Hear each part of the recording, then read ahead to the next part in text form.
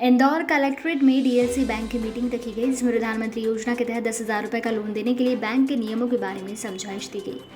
आपको बता दें, ग्रामीण क्षेत्र में 8,000 रुपये का लोन देने का प्रावधान है। बैंक के कर्मचारियों को इस बारे में जानकारी दी गई। साथ ही शहर भर में कोरोना जैसी महामारी से बचाने के लिए सोशल डिस्टेंस व मास्क पहनने के बारे में भी समझाइश दी गई। रविवार को मुख्यमंत्री के आदेश के अनुसार ही लॉकडाउन खुलेगा, अन्यथा लॉकडाउन रहेगा। सिर्फ दूध व मेडिकल स्टोर ही खुले रहेंगे। ईद व राखी के त्यौहार पर सोशल डिस्टेंसिंग सावधानी रखें। ईद व राखी सादगीपूर्ण तरीके से मनाएं और ईद की नमाज ज़्यादा से ज़्यादा घरों में ही पढ़ें। सोशल डिस्टेंसिंग का पालन करें। साथ ही राखी पर भी मंदिरों को नहीं खोला जाएगा। आरक्षण की प्रक्रिया आज शुरू हुई है, इसके बारे में कुछ बताएं। आज नगर निगम के जो 85 वार्ड्स हैं उसका अनुसूचित जाति, अनुसूचित जनजाति, ओबीसी और सामान्य का आरक्षण की प्रक्रिया पूरी की गई है निर्वाचन आयोग के निर्देशों पे। इसको खंडवा रोड स्थित यूनिवर्सिटी के ऑडिटोरियम में किया गया था और उसमें जो 50% महिला आरक्षण होना है उनकी भी पर्ची आज निकाली गई थी और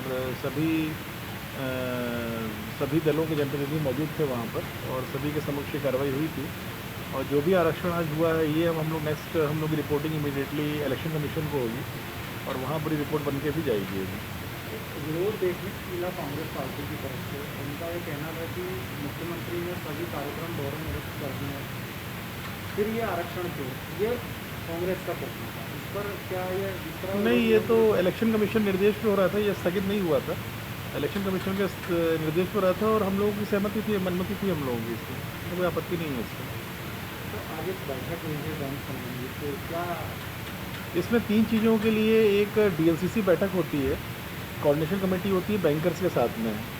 इसमें एक स्ट्रीट वेंडर्स को 10,000 रुपये का जो पैसा दिया जा रहा है कोई व्यापार शुरू करने के लिए, एक आत्मनिर्भर योजना के तहत माननीय प्रधानमंत्री जी, इसमें माननीय मुख्यमंत्री जी भी इसमें बहुत फोकस कर रहे हैं, निरंतर रिव्यू ले रहे हैं वो। उसमें हम लोगों ने आवेदन लगा दिए हैं बैंक में और बैंक से उनको डिस्बर्समेंट होना है, सैंक्शन होना है, फिर डिस्बर्समेंट होना है।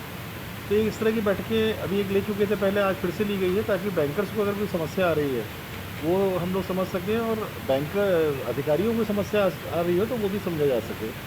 तो वो पूरा जो इश्यूज़ बैंकर्स के थे वो सॉर्ट आउट किए गए हैं पूरे। इसी के साथ साथ दूसरा, ग्रामीण में भी राज्य सरकार ने ऐसी योजना चलाई है 10,000 रुपये की। उसके लिए बैंकर्स को प्रस्तुतिकरण दिया गया है कि ये 5 अगस्त के बाद ग्रामीण से भी आवेदन आएंगे जो प्रक्रिया राज्य शासन निर्धारित करेगी, तो उसकी भी जानकारी बैंकर्स को दी गई सभी को। साथ ही साथ जो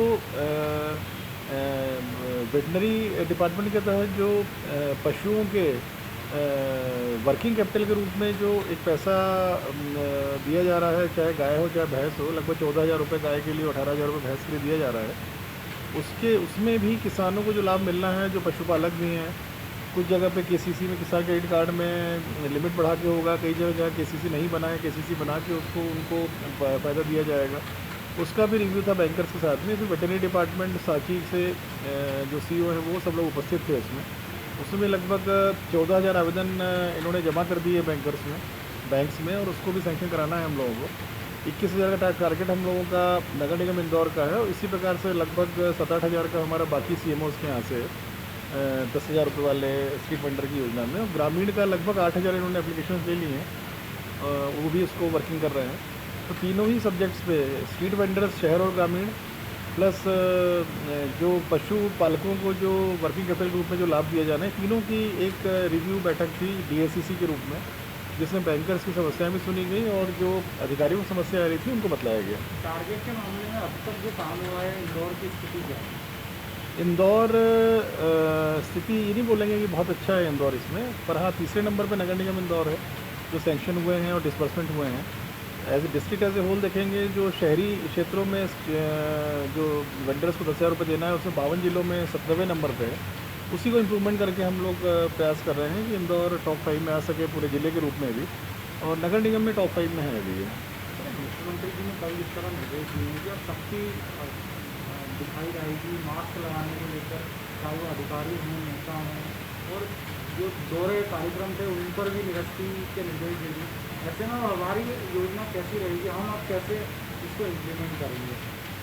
देखिए, जो माननीय मुख्यमंत्री निर्देश जो कल मैंने पढ़े हैं, जो अखबारों के माध्यम से भी जनता को देखे हैं, उसमें जो आपने बोला वही सब चीज़ें हैं उसमें।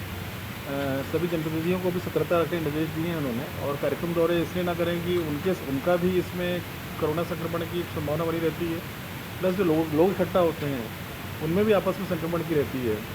मुख्य तौर पे फोकस यही था कि जितने भी ऐसे कार्यक्रम हैं जिसमें भीड़ इकट्ठा हो रही है, उसमें भीड़ इकट्ठा ना हो, जिससे कि man to man, person to person जो संक्रमण फैल रहा है वो ना हो। हम लोगों का प्रयास भी ज़िले में अभी तक यही चल रहा है पूरा, कि भीड़ इकट्ठी ना हो। अभी ज़रूर हम लोगों को खोलना पड़ा राखी त्यौहार को देखते हुए दुकानें मध्य क्षेत्र में, उसमें हम लोग अवेयरनेस कैंपेन जरूर चला रहे हैं। थोड़ा लोगों को समझना पड़ेगा, हर तरह से अनाउंसमेंट करके, ड्रोन के माध्यम से, समाचार पत्रों के माध्यम से, सभी समाचार पत्र अवेयरनेस कर रहे हैं। आपकी इलेक्ट्रॉनिक मीडिया लोगों को समझा रही है कि अवेयरनेस रखें, मास्क पहनें। तो ये अवेयरनेस से ही चीज़ें आएंगी ये। और स्पॉट फाइन भी हमने बोला है करने के लिए। अगर कहीं कोई ऐसा पाया गया कि अभी बहुत ज़्यादा भीड़ है तो उसमें स्पॉट फाइन संभव नहीं होता है, पर स्पॉट फाइन की भी कार्रवाई फिर से शुरू की जाएगी इसमें।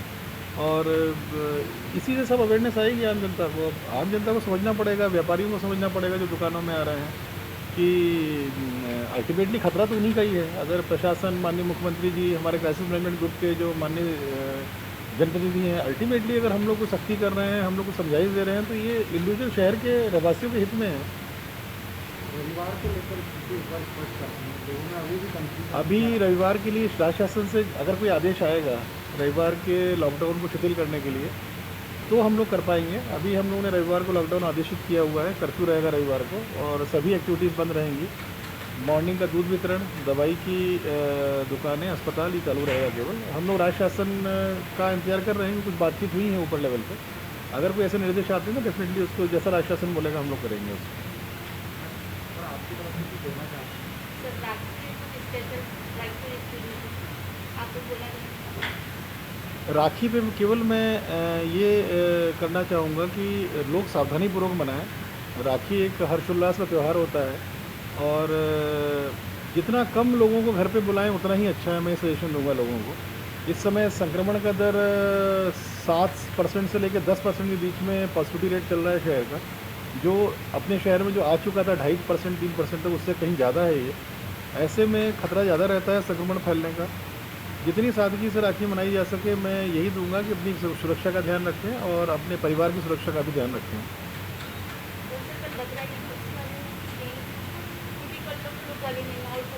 नहीं, उसमें जो आप पूछना चाह रही हैं उसमें नमाज नहीं होगी, बतला दिया है। ईदगाह पे भी नमाज नहीं होगी, और सभी घर में ऑर्डर किया है कि जो भी धार्मिक कृत्य करना चाहें घरों में घरों में कर सकते हैं सब लोग। ये हमारे ऑर्डर में मेंशन्ड है। इसका तात्पर्य यही है कि किसी भी ऐसी गैदरिंग में नहीं जा सकते हैं लोग जहाँ धार्मिक प्रयोजन के लिए, जिसमें कि मस्जिद में भी गैदरिंग में नहीं जा सकते हैं, ईदगाह में भी नहीं जा सकते हैं, मंदिरों में भी नहीं जा सकते हैं। तो ये ऑर्डर में हम लोगों ने मेंशन किया है इसको, और उससे स्पष्ट है जो मैंने आपसे बोला है कि तीनों जगह पे गैदरिंग के रूप में कोई नहीं जा सकता है इसमें। ठीक है सर, मुझे इस पे अलग से पूछना है। एक बताइए। सर राउंड की मुख्य धाम में ऑर्डर है कि 20 लोगों को जाने का, मगर वहाँ पे 250, 200 और स्टॉल लोग तो मुझे रोज दिखते ही। मेरे पास 2 मिनट में पहले भी लगा। गलत है ये, गलत है ये। सर वहाँ के एसडीएम की वहाँ पे कार्रवाई भी करनी चाहिए ना? नहीं, इसमें तो 188 कार्रवाई पुलिस को करना चाहिए इसमें, और नगर निगम नहीं कर पाएगी इसमें। 188 के तहत अपराध पंजीबद्ध होता है इसमें। सर 15 आप दिन से ज़्यादा हो गया। आपने मेरे संज्ञान में लाए, मैं पुलिस अथॉरिटीज़ को बतला दूंगा, एसडीएम को बतला दूंगा इसमें। गलत है ये। जो लोग जा रहे हैं वो खुद को खतरा उत्पन्न कर रहे हैं। लोगों में सतर्क रहना चाहिए। जो शव यात्रा है, जनाजा है, बाकी सब चीज़ें इसलिए रोक लगाई गई है, लोगों की ही सुरक्षा के लिए रोक लगाई गई है।